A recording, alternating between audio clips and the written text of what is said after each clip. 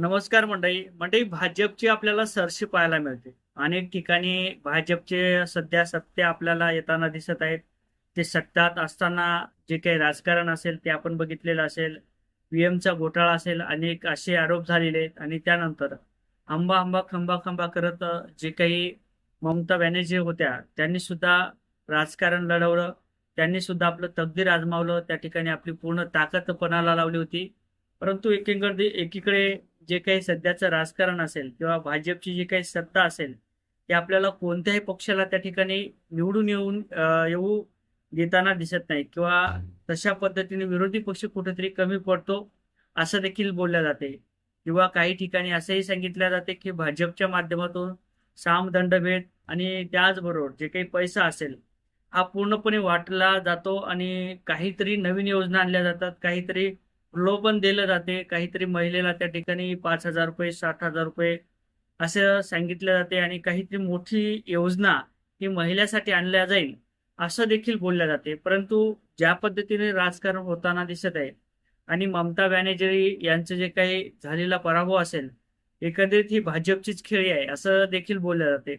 आता जे काही नरेंद्र मोदी असतील त्यांचा आपण काही दिवसापूर्वी जे काही भेळ वगैरे प्रसिद्ध आहे त्या भेळीचे आपण फोटो बघितले असेल.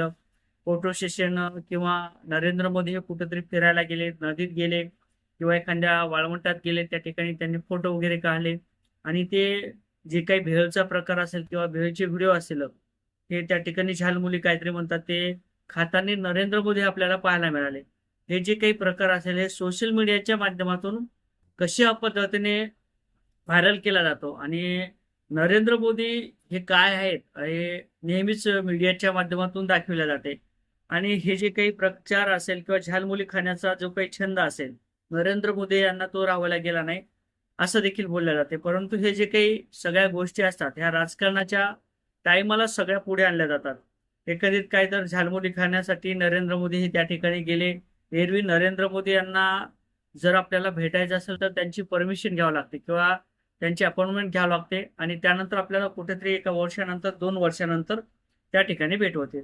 परंतु आपल्याला जर भेट घ्यायची असेल नरेंद्र मोदी असतील किंवा अमित शहा असतील, एखाद्या बड्या नेत्याची जर भेट घ्यायची असेल तर आपल्याला राजकारणात न जाता एखादी अशी सभा वगैरे असेल आणि त्यांचा जर फायदा असेल तर ते सगळ्यांनाच भेटतात. नरेंद्र मोदी सुद्धा भेटतात.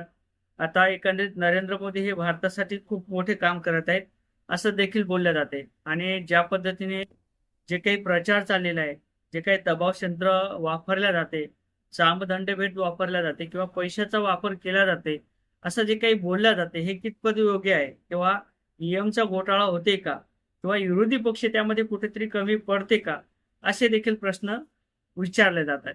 आता या संदर्भात नेमकं तुम्हाला काय वाटते? ईव्हीएमचा घोटाळा परत झाला का किंवा महिलेने त्या ठिकाणी नरेंद्र मोदी यांना निवडून दिलं का? त्या ठिकाणी त्यांचे काही भाजपचे जे काही नेते उभे होते त्या नेत्यांना त्या ठिकाणच्या जनतेने किंवा महिलेने निवडून दिलं का?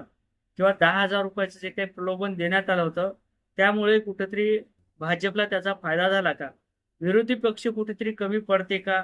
मग चुलमुल जे काही काँग्रेस असेल किंवा ममता बॅनर्जी जे असतील किंवा इतर जे काही पक्षातील नेते असतील हे कुठेतरी कमी पडतात का? हे देखील पाहणं महत्त्वाचं ठरणार आहे. या संदर्भात आता तुम्हाला काय वाटते? कमेंट करा. जय शिवराय.